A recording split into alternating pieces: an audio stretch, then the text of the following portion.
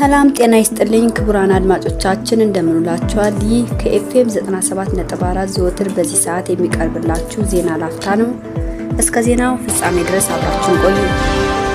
ከዜናዎቹ ጋር አብሬያችሁ የሚቆየው እኔ ዓለም ቤዛ ሞሱ ነኝ። መልካም ቆይታ።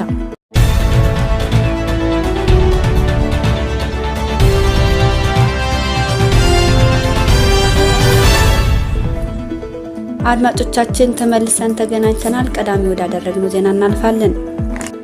በንፋስ ስልክ ላፍቶ ክፍለ ከተማ የሚገኘው የፋና 02 ሁለተኛ ደረጃ ትምህርት ቤት አመሰራረትና በተጨማሪ በቅርቡ ያስገነባው ህንጻ ዝርዝሩ እንደሚከተለው ይቀርባል።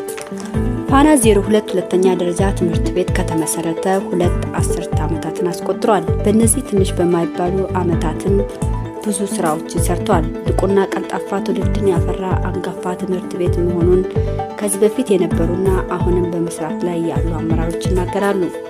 በተለይም ደግሞ ከ2 ዓመታት በፊት ማለትም 2016 ላይ በእርሰ መምህርነት ትምህርት ቤቱ ውስጥ ያገለገሉት ወይዘሮ አለም ከበደ ለትምህርት ቤቱ ከፍተኛና የማይረሳ አሻራ አሳርፈዋል።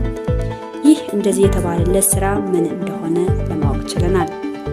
ይህ ስራ ማለትም ፋና ከተመሰረተ ዓመታትን ቢያስቆጥርም እንኳን የሚያስተምራቸው ተማሪዎች 9ኛ 10ኛ ክፍል ብቻ በመሆናቸው አዲስ አበባ ውስጥ ካሉ ሁለተኛ ደረጃ ትምህርት ቤቶች አናሳ ቁጥር እንዳለው ግልጽ ነው።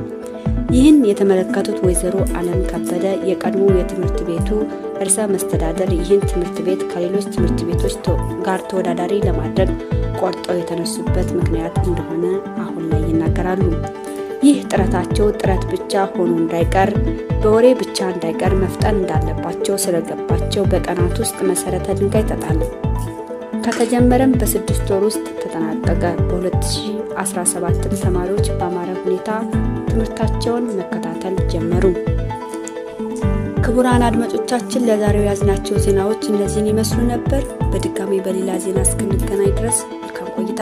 ከዜናዎቹ ጋር አብሬያችሁ የቆየሁት እኔ ዓለም ቤዛ ሞሱ ነበርኩኝ።